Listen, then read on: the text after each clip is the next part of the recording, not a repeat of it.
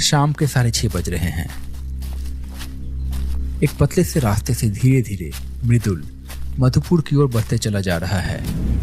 उसके एक हाथ में एक छाता है और दूसरे हाथ में एक टॉर्च है। पीठ में एक बस्ता है जिसमें उसकी ज़रूरत का कुछ सामान है। इस गांव में आए हुए उसे बस 1 हफ्ता हुआ है और उसकी पोस्टिंग इसी गांव में हुई है सरकारी टीचर के तौर पे।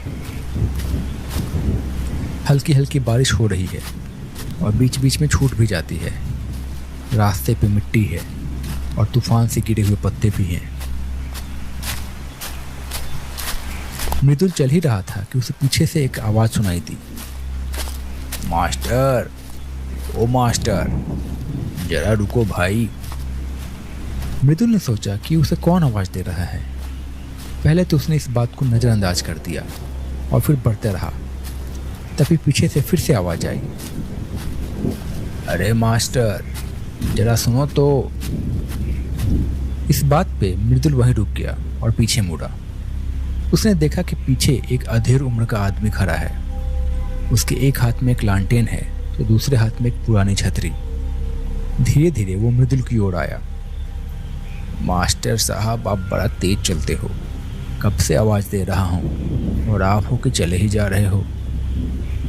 अरे नहीं नहीं, मैंने ध्यान नहीं दिया। आप यहाँ क्या कर रहे हैं?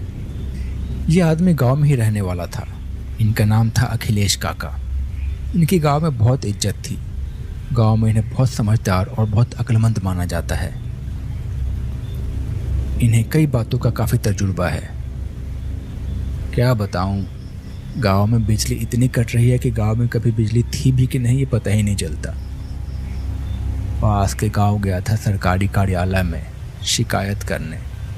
पहले तो ठीक था, जैसे तैसे काम चल जाता था, पर अब इतनी बिजली जाना ठीक नहीं है।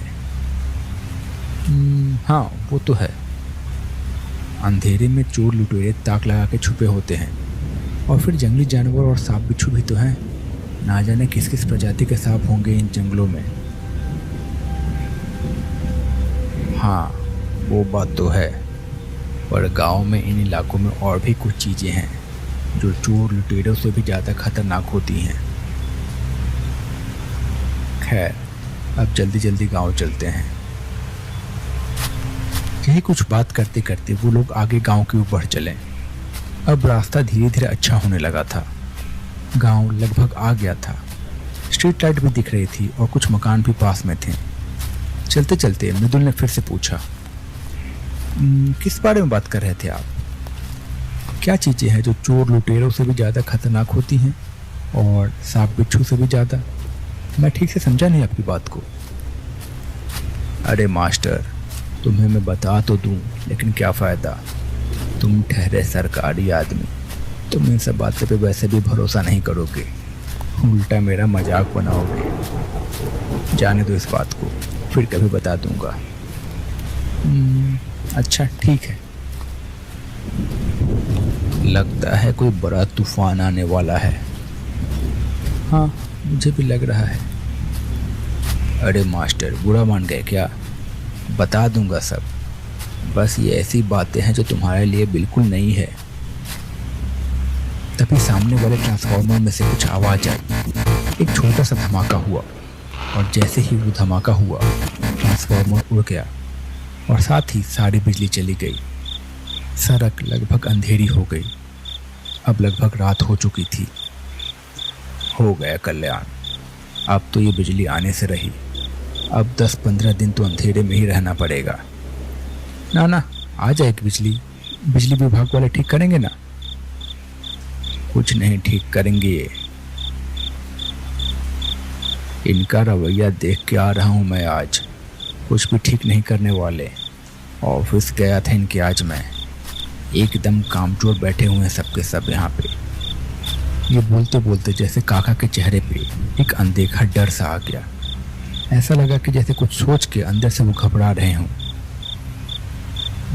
क्या हुआ काका, बड़ी सोच में पड़ गए? सब ठीक तो है? हाँ, सब ठीक है। कुछ नहीं, कुछ भी तो नहीं, कुछ नहीं सोच रहा हूँ मैं।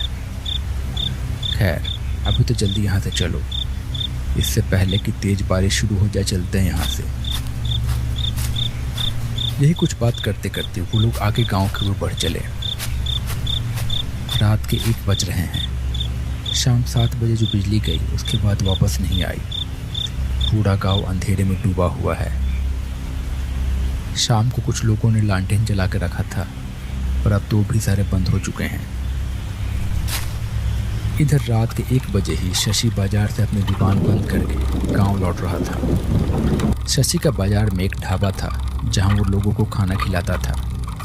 अपने ठेले पे 2 बड़े बड़े बर्तन लेके वो गांव की ओर धीरे धीरे आगे बढ़ रहा था।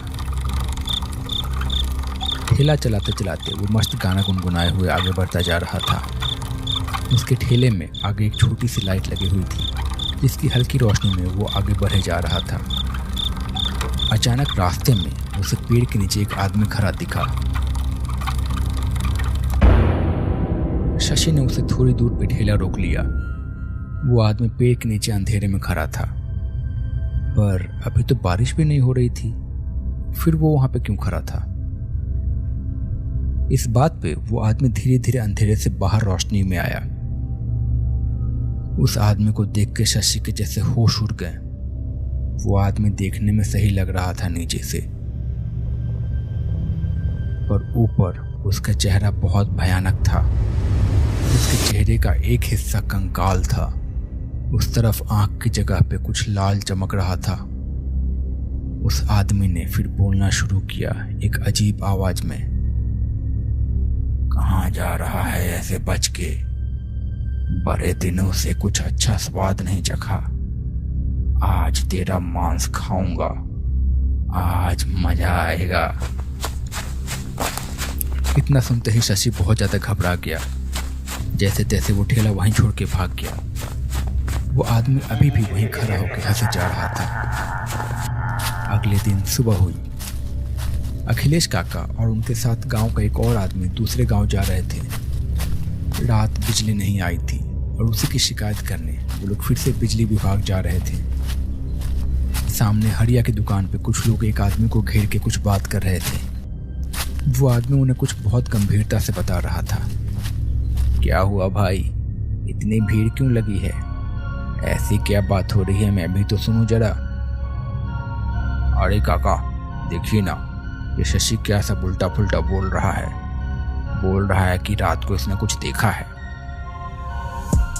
अच्छा, क्या देखा है? कुछ डरावना देख लिया क्या?